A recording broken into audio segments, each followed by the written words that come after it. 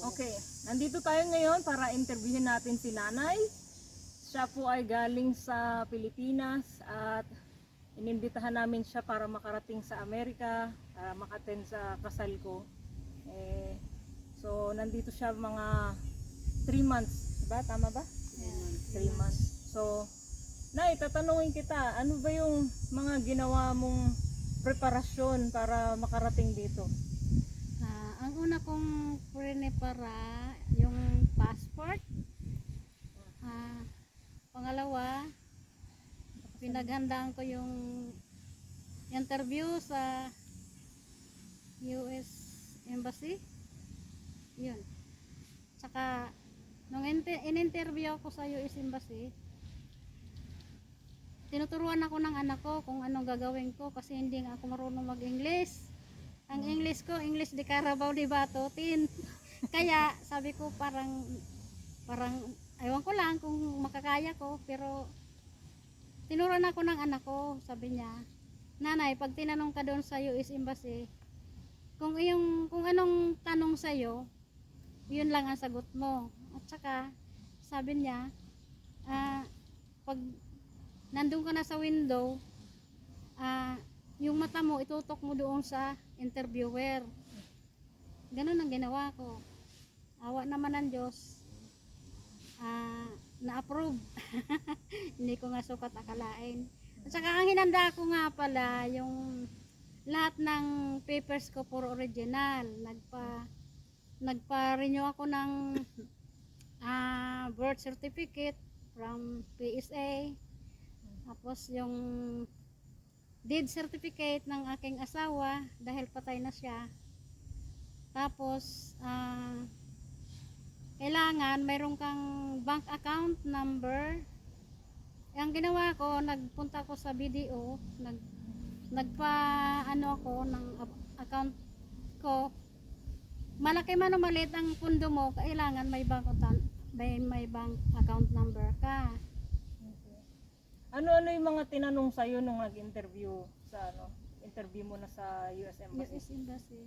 Ano yung mga tanong sa'yo? Ang unang tinanong sa akin, ano daw ang pangalan ko? Sinabi ko, pangalan ko lang, hindi ako nagsabi ng iba. Kasi kung anong tanong, yun ang sagot. Kailangan maiksi lang. Oo, ano lang yung tanong, yun lang din yung sagot. Huwag ka magkukwento kasi pag nagkwento ka, kahit kumpleto ka ng requirements, i-deny ka nila kasi nagmamadali sila, maraming nakapila. So ayaw nila ng matagal. So kung pwedeng mabilis, kung ano yung tanong, yun lang yung sagot. Tsaka eye to eye contact. Yun. Tapos ito para maiksi kasi hahaba eh. So ako yung tumulong kay nanay na magbigay ng idea paano yung mga gagawin. So una, kailangan meron kang passport, Philippine passport. Kasi kung wala kang Philippine passport, hindi ka makakapag-umpisa ng kahit na anong proseso. So yun ang unang first na requirement. Tapos pag meron ka ng passport, Philippine passport, kailangan magbayad ka muna ng visa fee sa BPI. Di bale yung tinatawag nilang MRV na may tawag sila doon eh. Sige. Lapit ko lang yung camera. Sige. Nandito yun, gandala. Tingnan ko. Mas malapit. MRV payment slip. Merong merong link sa Google kung pwedeng ilagay ng kapatid ko dito sa link na to para makita nyo kung saan kayo pupunta sa website ng US Embassy para makapagbayad kayo sa BPI. Ang tawag doon MRV fee receipt. Di bali kailangan hanapin niyo yung B1, B2 na visa.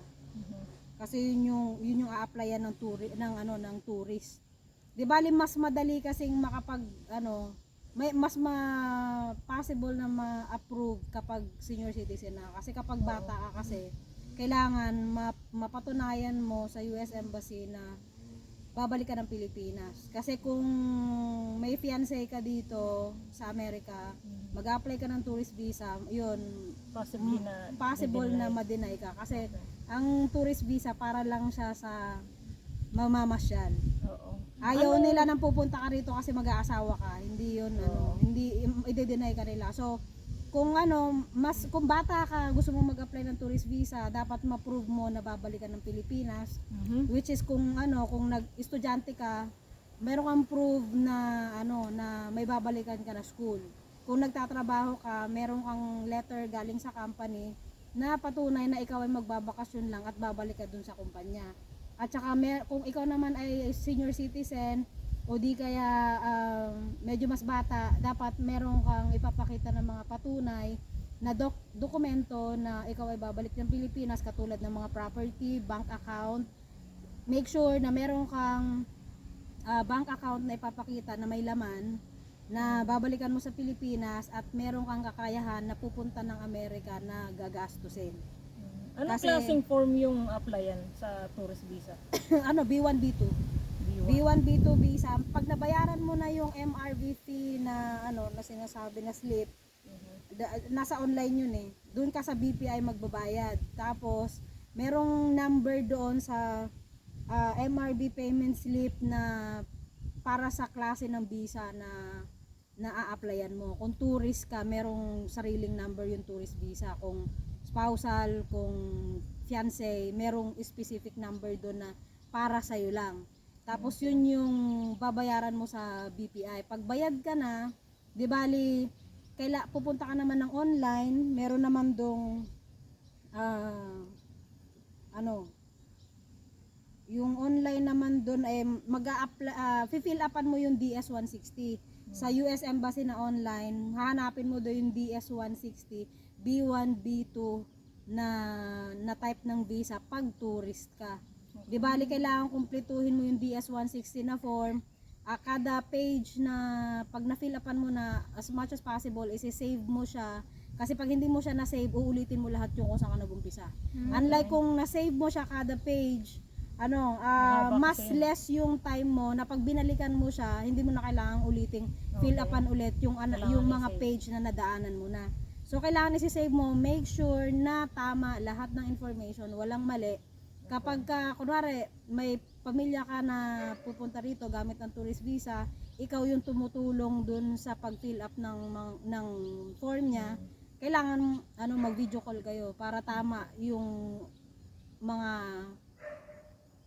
sagot dun sa form ng DS-160. Kasi kapag may mali, may possibility ka din ma-deny. So, make So, sure importante na talaga na meron kang connection sa Pilipinas tsaka sa Amerika kung mag-a-apply ka ng tourist visa. Kasi mas madali yun. mas madali yun. Tsaka yung Ilang months yung process niyan? usually pinakamatagal 6 months. 6 months? Okay. Pinakamatagal na yun 6 months. Pero kung kumpleto ka ng mga requirements, walang problema. De bali kailangan meron kang PSA na birth certificate, meron kang ano pa bang mga requirements dito. Unang-una, yon yung payment slip. Pagka nabayaran mo na, wag mong wawalain yun kasi nag-iisa lang yun. Importante. Pag nawala yun, magbabayad ka ulit. So, mahal-mahal yun. Mga nasa $185. Kung hindi ako nagkakamali, $185 yung fee. Equivalent mo doon sa Philippine peso kung magkano siya, yun yung babayaran mo. Kada araw nagpapalit ng presyo, kaya kailangan alamin mo muna magkano yung palitan ng dollar sa peso. So kapag meron ka na nun, fill upan mo na yung DS-160. Pag nakumpleto mo na, naka-fill up ka na, na-submit mo na yung DS-160 mo na form, di bali mag-print out ka nung kasi alam ko may copy ka ng DS-160 dapat magpa-print out ka nun. Kung kailangan lahat ng page ipi-print out. Hindi pwedeng kunwari may last page maliit lang yung laman nung nakalagay doon. Hindi mo pwedeng hindi yun isama. Lahat ng page dapat i-print out. Kasi kapag hindi kumpleto yun na sinubmit mo siya sa sa US Embassy, i-deny ka nila. Kailangan kumpleto kasi mahigpit ang US Embassy. So kapag meron ka ng payment receipt ng ng visa na binayaran mo sa BPI, meron ka na ring nakasubmit ka na, meron ka na ring copy ng DS-160. Make sure pala pag nagpa-picture ka ng, kasi kailangan ng 2x2 picture eh. Ng ID visa picture na 2x2. Kailangan dun ka pupunta sa photography na professional kasi alam nila kung ano yung mga standard ng pagkuha ng picture ng 2x2 ng visa. So, yung kailangan hindi kang ngingiti, wala kang alahas, wala kang salamin, wala kang nakabalot sa ulo. Kailangan nakatali buhok. Tsaka kailangan nakalabas yung tenga, yung kita yung original na mukha mo. Tsaka may standard kasi yun. Bawal makeup o pwede? Hindi, kailangan natural. Natural yung beauty. Kung natural yung mo, yung pilik mata mo, huwag kang maglagay ng eyelashes kung pwedeng gano'n. Kung natural beauty. At saka hindi pwedeng edit yung picture. Kailangan natural talaga siya. Alam ng yan. Walang filter. Walang filter. Alam ng yan, ng mga nagpipicture na mga professional kung paano gagawin dyan. So, pagka nagpicture ka, make sure meron kang USB o di kaya i-send nila sa cellphone mo yung copy ng 2x2 ID picture mo ng visa picture mo dun sa cellphone mo kasi pag nag-fill up ka ng DS-160 yung picture mo i-attach mo dun sa form. So pag na-print out mo yung DS-160 kailangan merong picture mo dun kung ikaw yung mag-a-apply. Ikaw yung nag-a-apply ng visa. So yun na. Unang requirements, passport, nabayaran mo yung fee nung visa fee dun sa BPI. Pangalawa, meron ka ng kopya, print out copy ng DS-160. So, pag meron ka ng DS-160, punta ka naman online din ng US Embassy Manila kasi isa lang naman yun, dun ka talaga sa US Embassy Manila. Mag-ano ka naman, set up ka naman ng appointment para sa interview. So, ang maganda dito, pag tourist visa, hindi mo kailangan mag-medical. Walang medical. Si nanay walang medical. Hindi dumaan ng yung medical maganda. si nanay. Pag tourist visa, walang medical yan. So, diretso ka na, appointment ka na para sa interview. So, kailangan mo ng printed copy, Kailangan ba appointment ng show letter. money? Kailangan at least may $100 ka na Cash. na cash na kailangan may bitbit ka papunta dito kasi kapag bumiyahe ka na kailangan may panggastos ka sa airport din. Oo. Ayun. Okay. So pagka meron ka ng appointment ng US Embassy, kailangan i-print out mo din yun lahat ng page. Wala kang iiwanan kahit isa. Kung 6 na page yan, kailangan lahat yun i-print out. So yun, kailangan mo ng appointment letter ng US Embassy. Tapos, yun, yung 2x2 picture, yung 2x2 ID picture mo ng visa, kailangan sa likod ng susulatan mo siya ng name, middle, at saka yung apelyido mo. Kailangan yung pagkakasulat malinaw. At saka huwag kang gagapit ng sign pen kasi para hindi siya magkalat-kalat. Kailangan yung ballpen lang talaga na malinis tignan sa likod. Susulatan mo sa likod ng buong pangalan, ilalagay mo siya sa maliit na ziplock.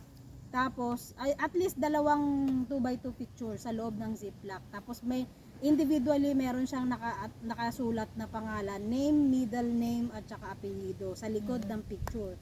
Okay. Tapos yun, recent photograph, tapos yung current passport. Yun, kung ikaw naman ay nakapag-travel ng ibang bansa, yun ang mahirap kasi kapag nag-travel ka ng ibang bansa sa loob ng 5 years, kailangan meron kang isasubmit na Proof? katulad ng NBI. Okay. NBI clearance. Kung nga pumunta ka ng nagtrabaho ka pala ng Saudi, nagtrabaho ka ng Hong Kong, kailangan kumuha ka ng clearance doon sa ibang bansa sa loob ng 5 years. Kung lumabas ka ng ibang bansa, kailangan kasama yun sa requirement mo na kasama yun sa requirement mo dun sa na meron kang parang NBI clearance na hindi ka gumawa ng krimen sa ibang bansa. Pero kung just in case yung passport mo bago siyang labas lang, hindi na makikita dun yung hindi na makikita dun yung travel history mo. Dun sa wag mo nang banggitin kasi tatanungin ka nila. Lalo lang Wag mo nang banggitin para hindi magkaroon ng problema. Wag, Yeah. para walang huwag mo nang banggitin. Kung bago naman yun, hindi kasi kasi kung luma yung gagamitin mo, Nandun. may nakatapak kasi doon. Makikita nila kung lumabas ka ng bansa. Pero kung bakasyon lang, parang hindi naman yata. Pero kung nagtrabaho ka doon, magdagtagal ka doon, Yeah. required talaga nila, kailangan meron kang NBI. Mm. Galing doon sa bansa na kung saan ka man pumunta. Okay. Ayun. So far, yun lang naman. Ano Yun pa lang bang naman. dito? Ayun, nahanapin yung type B. Type B yung yung klase ng visa sa tourist. Mm. Ayan. Tapos, itatry namin na ilagay dyan yung kasi dun sa Consulate Electronic Application Center, yun nata sa DS-160. Dun ka mag-a-apply. Tapos meron din ditong meron ding bank and payment options para saan ka naman magbabayad ng visa fee. Ayun. Nabanggit mo na lahat? Ayun, ano pa ba?